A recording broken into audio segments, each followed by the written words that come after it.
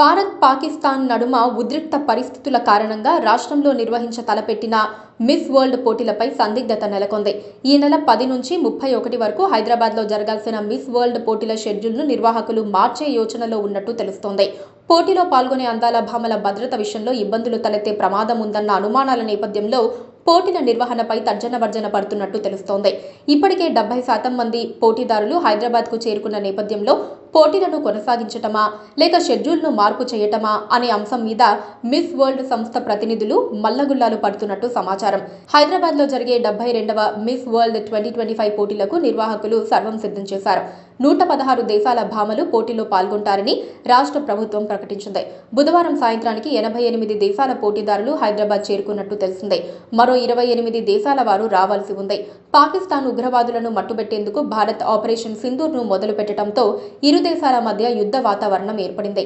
ఈ క్రమంలో దేశంలోని 18 ఎయిర్పోర్ట్లను భారత ప్రభుత్వం తాత్కాలికంగా మూసివేసింది. దేశంలో దాదాపు 200 విమాన సర్వీసులు రద్దయినట్టు అధికారులు ప్రకటించారు. ఈ క్రమంలోనే మిస్ వరల్డ్ పోటీలు డైలమాలో పడ్డాయి. పేరు నమోదు చేసుకున్న వారు అందరూ రాకుండా పోటీలు నిర్వహిస్తే న్యాయపరమైన సమస్యలు ఎదురయ్యే అవకాశం ఉందని మిస్ వరల్డ్ సంస్థ ప్రతినిధులు ఆలోచిస్తున్నట్టు తెలిసిందే. మరోవైపు భద్రతాపరమైన ఇబ్బందులు కూడా తలెత్తే అవకాశం ఉందని, పోటీదారులతో పాటు ఈవెంట్ కవరేజ్ కోసం వచ్చిన విదేశీ మీడియా ప్రతినిధులకు రక్షణ కల్పించడం కష్టతరంగా మారవచ్చని ఆందోళనతో ఉన్నట్టు సమాచారం. దీంతో సంస్థ ప్రతినిధులు ప్రభుత్వ ప్రతినిధులతో గురువారం అత్యవసర సమావేశం ఏర్పాటు చేసినట్టు తెలిసిందే. ఈ సమావేశం అనంతరం తదుపరి కార్యాచరణ ప్రకటించే అవకాశం ఉంది. మరోవైపు అందాల పోటీలు నిర్వహించడంపై పలువురు అభ్యంతరాలు చెబుతున్నారు.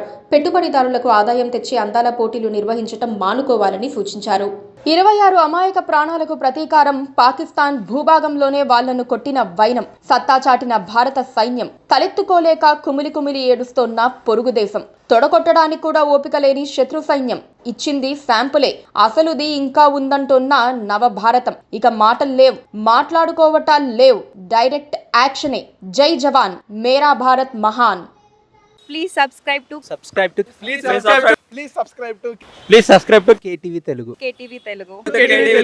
KTV Telugu channel.